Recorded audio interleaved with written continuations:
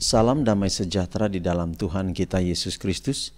Shalom, selamat pagi dan semangat pagi. Jumpa kembali dalam renungan pagi kita untuk hari ini, Senin 30 September tahun 2024. Dan pekabaran firman Tuhan kita di pagi ini dengan judul Yahweh yang beserta kita. Sebelum kita lanjutkan, mari berdoa. Bapa di surga, terima kasih untuk semua kebaikan-Mu dalam hidup kami hingga di pagi hari ini. Kami akan mendengarkan pekabaran firman Tuhan. Biarlah firman-Mu dapat menjadi berkat di dalam kehidupan kami. Terpujilah nama Tuhan, di dalam nama Yesus kami telah berdoa. Amin. Sekali lagi pekabaran firman Tuhan kita di pagi ini dengan judul Yahweh yang beserta kita. Dan ayat firman Tuhan Sakaria 14 ayat 9, maka Tuhan akan menjadi raja atas seluruh bumi. Pada waktu itu Tuhan adalah satu-satunya dan namanya satu-satunya. Kerajaan kasih karunia Allah kini tengah didirikan, karena hari demi hari hati yang penuh dosa dan pemberontakan diserahkan kepada kedaulatan kasih-Nya. Tetapi hal berdiri sepenuhnya kerajaan kemuliaannya tidak akan terjadi sebelum kedatangan Yesus kedua kalinya ke dunia ini. Maka pemerintahan, kekuasaan, dan kebesaran dari kerajaan-kerajaan di bawah semesta langit akan diberikan kepada orang-orang kudus umat yang maha tinggi. Mereka akan mewarisi kerajaan yang disediakan bagi mereka sejak dunia dijadikan, dan Kristus akan melengkapi dirinya dengan kuasanya yang besar dan akan memerintah. Gerbang-gerbang surga kembali akan diangkat, dan dengan berlaksa-laksa orang kudus, Juru Selamat kita akan datang sebagai Raja atas segala raja dan Tuan atas segala tuan.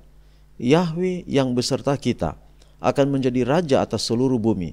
Pada waktu itu Tuhan adalah satu-satunya dan namanya satu-satunya.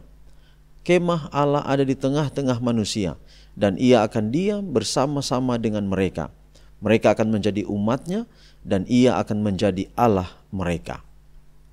Tetapi sebelum kedatangan itu, Yesus mengatakan, Injil kerajaan ini akan diberitakan di seluruh dunia, menjadi kesaksian bagi semua bangsa. Kerajaannya tidak akan datang sebelum kabar baik dari kasih karunia-Nya disampaikan ke seluruh dunia. Sebab itu, apabila kita menyerahkan diri kita kepada Allah dan menarik jiwa-jiwa lain kepadanya, kita mempercepat kedatangan kerajaannya. Hanya orang-orang yang mengabdikan diri kepada pelayanannya akan berkata, ini aku, utuslah aku. Seperti kata Yesaya dalam Yesaya 6 ayat 8. Untuk membuka mata yang buta, untuk melepaskan orang-orang dari kegelapan kepada terang, dan dari kuasa iblis kepada Allah, supaya mereka memperoleh pengampunan dosa dan mendapat bagian dalam apa yang ditentukan untuk orang-orang yang dikuduskan. Mereka sendiri berdoa dengan tulus hati, datanglah kerajaan-Mu.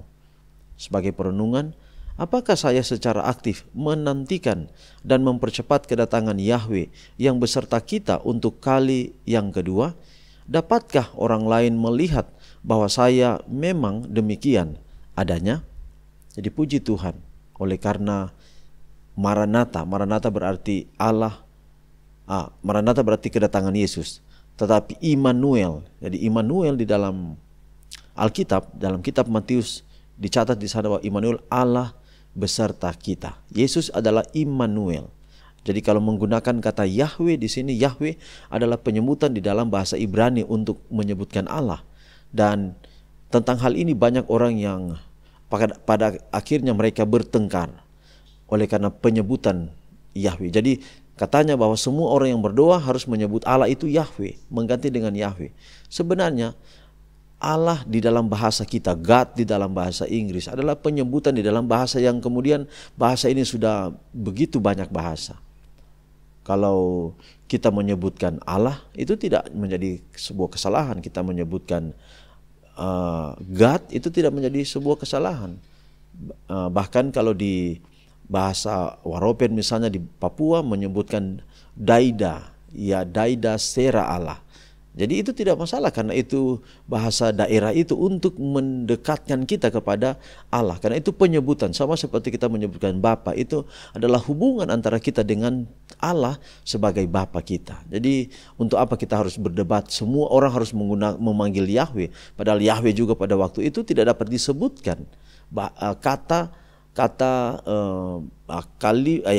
yang tidak dapat disebutkan. Kenapa? Karena tidak memiliki huruf hidup, karena semuanya adalah huruf mati, huruf yang tidak dapat diucapkan.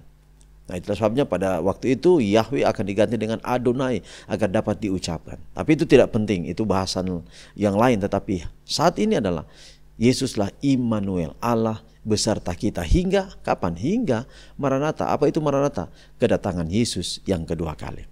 Bila pekabaran di pagi ini akan menjadi berkat di dalam kehidupan kita semua. Mari kita akhiri dalam doa, mari berdoa. Bapa di surga, terima kasih pekabaran yang indah di saat ini. Biarlah dapat menjadi berkat di dalam kehidupan kami. Berkati kami hari ini, di setiap tugas kami, karena kami tidak sendiri, tetapi selalu dengan Tuhan. Inilah doa kami, terpuji nama Tuhan, di dalam nama Yesus kami berdoa. Amin. Demikianlah pekabaran di pagi ini, sampai jumpa besok. Tuhan memberkati kita semua. Shalom.